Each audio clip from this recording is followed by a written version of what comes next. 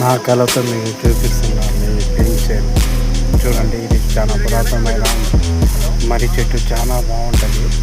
పక్కనే చిన్న కాలువ క్యారేజీ కూడా ఉంటుంది. నేను స్టోరీ స్టార్ట్ చేసుకుంటాను. చుట్టూ పంట పొలాలు చాలా బాగుంటుంది. యూఎస్ చాలా బాగుంటుంది. విదేశం కాకుండా మన భారతదేశం ఈ విధంగా న్యాచురల్ చాలా గొప్పతనం కదా.